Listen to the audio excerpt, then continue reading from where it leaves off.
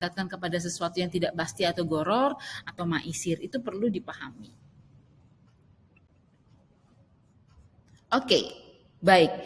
Dari di sesi ini ada satu model yang saya bangun gitu. Kita bicara mengenai model bisnis gitu ya. Jadi kalau kita melihat aktivitas bisnis itu di dalam suatu perusahaan, di dalam suatu organisasi, sebenarnya bisa digambarkan dalam satu bentuk komprehensif seperti yang Anda lihat di gambar gitu, bahwa aktivitas bisnis itu tentu karena ini adalah aktivitas dalam bisnis, aktivitas bisnis Islam, ada beberapa hal yang menjadi karakteristik yang spesifik. Pertama, bahwa aktivitas bisnis itu harus dilandasi dasar tauhid sebagai bangunan aturan syariah dan nilai moral. Jadi, pertama adalah ketauhidan, kepercayaan bahwa Tuhan itu satu, kemudian dari itu pengakuan gitu ya, pengakuan nilai tauhid, dan juga moral obligation apa yang kemudian dipahami, dimiliki, dan dipercayai oleh seorang pemilik bisnis, seorang owner bisnis. Itu harus sebagai dasar gitu ya. Nah, kemudian dari landasan dasar tersebut itu ada empat elemen utama yang harus dipahami, itu harus diketahui oleh para pemilik atau pemilik bisnis gitu ya, atau para yang sebagai running atau founder bisnis. Pertama, bahwa ada dasar-dasar akad yang perlu diketahui. Ada dasar-dasar etika Islam atau etika bisnis Islam yang perlu diketahui.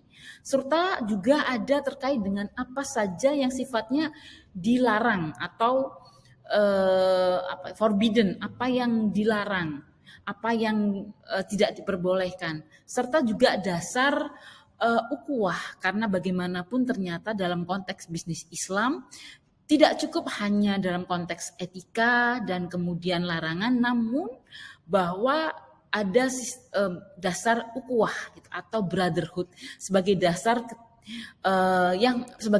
knowledge yang harus diketahui oleh pemilik bisnis. Kemudian 4 dasar tersebut, rekan-rekan kalau Anda bisa melihat di screen ya dari bundaran itu, 4 elemen tersebut itu kemudian harus tercermin gitu, harus bisa dipraktekkan dan implementasikan di berbagai aktivitas. Apakah itu di aktivitas produksi, aktivitas menata mengelola keuangan suatu bisnis, kemudian aktivitas terkait dengan pemasaran dan bagaimana mengelola sumber daya insaninya. Nah, dari situlah ketika aktivitas tersebut dilakukan dengan baik, tujuan suatu bisnis itu bisa tercapai. Karena tujuan suatu bisnis dalam konteks ini, dalam perspektif Islam itu ada tiga. Pertama adalah tujuan ekonomi, yaitu terkait dengan profit atau keuntungan, juga tujuan growth. Jadi bisnis itu tidak cuma menghasilkan keuntungan, tapi bisnis itu harus bertumbuh. Bertumbuh, karena dengan bertumbuh itu ada banyak hal yang kemudian bisa dicapai. Kemudian yang kedua, tujuan bisnis itu adalah kemanfaatan. Kemanfaatan itu adalah memberikan social impact, memberikan dampak sosial, tidak hanya dampak keuntungan secara finansial kepada pemilik bisnis, tetapi juga kepada social impact, atau di mana bisnis itu berada, bisa memberikan keberkahan, bisa memberikan manfaat secara langsung kepada masyarakat yang di sekitar bisnis tersebut. Kemudian yang ketiga, bahwa ternyata tujuan bisnis itu juga ada bagian dari ibadah, karena aktivitas dalam Islam, aktivitas bisnis dalam Islam itu memiliki perspektif ibadah, part of ibadah, begitu.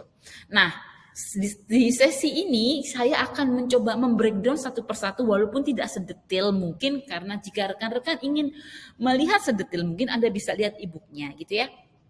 Oke, pertama terkait dengan lapisan 1 atau landasan pertama, tauhid. Landasan awal dalam formulasi bisnis Islam adalah landasan tauhid. Kemudian gitu ya, kenapa menjadi penting? Karena konsep tauhid itu menjadi dasar fondasi bisnis, mengajarkan 2 hal utama. Pertama, Semua sumber daya yang ada, all the resources yang ada di dalam alam merupakan ciptaan dan milik Allah secara mutlak dan hakiki. Dan manusia hanya sebagai pemegang amanah atau trusteeship. Jadi bisnis itu adalah trusteeship seseorang atau trusteeship seorang pemilik bisnis yang diberikan amanah oleh Allah untuk mengelola resources yang ada, yang memang menjadi milik mutlak dari Allah. Nah, kemudian bagaimana mengelola sumber daya yang ada itu dengan sebaik-baiknya untuk mewujudkan kemakmuran dan kesejahteraan. Yang kedua, bahwa Allah menyediakan sumber daya alam sangat banyak itu untuk memenuhi kebutuhan manusia dan manusia dalam konteks ini adalah pemilik bisnis adalah sebagai khalifah yang tadi tersisip diberi kemampuan untuk mengelola sumber daya tersebut. Dengan ketahuan tersebut berarti pemilik bisnis itu menyadari bahwa mengelola suatu bisnis itu adalah trusteeship, mendapatkan suatu amanah untuk mengelola sumber daya yang ada ini dengan baik dan dengan tujuan yang baik. Kemudian di lapisan kedua, itu ya kalau Anda melihat di lapisan kedua setelah fondasi tauhid ada moral dan syariah. Kenapa demikian? Saya ngambil dari Zainal bahwa landasan tauhid yang kokoh akan mengantarkan pada implementasi syariah dan akhlak. Jadi rekan-rekan, when we talk about Islamic business, tentu tidak hanya bicara mengenai aktivitas bisnisnya, tapi sebenarnya juga bicara mengenai akhlak atau perilaku atau dasar perilaku yang didasari dengan moral agama yang baik. Nah, karena trusteeship tadi, pelaku bisnis itu juga harus didasarkan, harus memiliki pengetahuan mengenai syariah dan kemudian juga harus memiliki dasar moral atau perilaku atau akhlak yang baik karena diberi tanggung jawab yang besar nih gitu. Nah, dari lapisan tersebut, dalam konteks bisnis walaupun hakikat syariah itu bersumber dari Allah, namun tentu dalam handling bisnis, dalam running bisnis itu tentu kemudian tidak saja kemudian sangat kaku, tetapi juga terus mengalami berbagai perkembangan. Jadi dengan trusteeship yang dimiliki, kemudian harus memahami mengenai aturan syariah yang baik dalam bisnis dan kemudian memiliki akhlak yang baik, tentu juga pemilik bisnis itu juga harus terus melakukan semacam ikhtiar, kemudian melakukan inovasi gitu agar bisnis bisa berjalan dengan baik. Lapisan ketiga, jadi rekan-rekan ada 4 konstruk atau 4 elemen yang perlu dipahami oleh pebisnis muslim. Pertama, bahwa terkait dengan akad transaksi. Jadi kalau dalam bisnis itu kan ada banyak transaksi. Seorang pebisnis Islam itu harus paham nih transaksi yang mendasari berbagai aktivitas bisnisnya.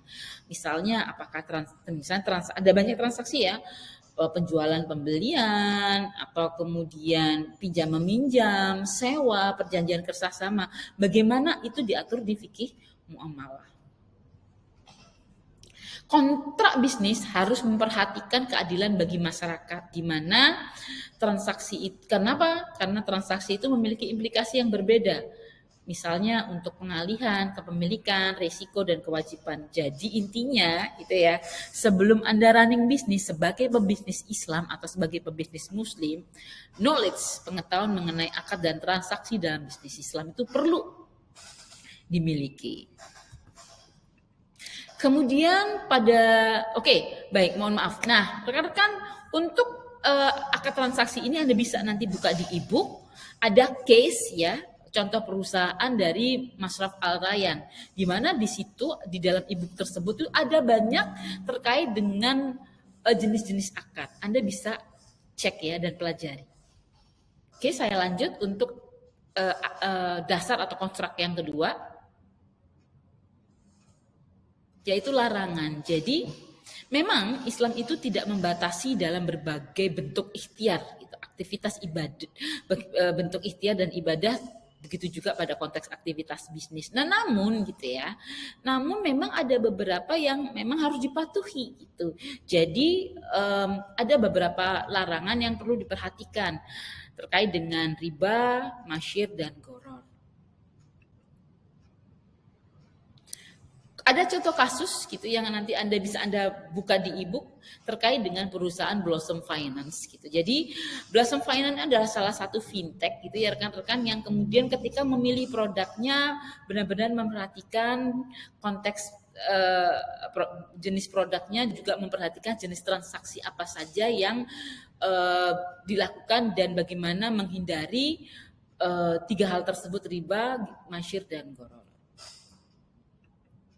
Kemudian saya lanjut untuk lapisan ketiga, yaitu etika. Jadi etika itu didefinisikan sebagai alat tentang kebaikan, keburukan, kebenaran, kesalahan dalam dunia bisnis berdasarkan prinsip-prinsip moralitas. Jadi penting rekan-rekan etika bisnis itu diketahui, karena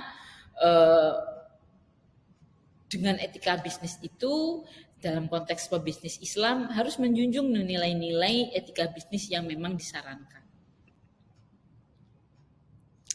Menurut Yusuf Qaradawi itu menjelaskan bahwa perbedaan antara sistem Islam dan sistem lain gitu, bahwa kalau di dalam Islam, ekonomi dan etika Islam atau aktivitas bisnis dan etika Islam itu tidak terpisah sama sekali. Jadi misalnya seorang pebisnis Islam atau pebisnis Muslim,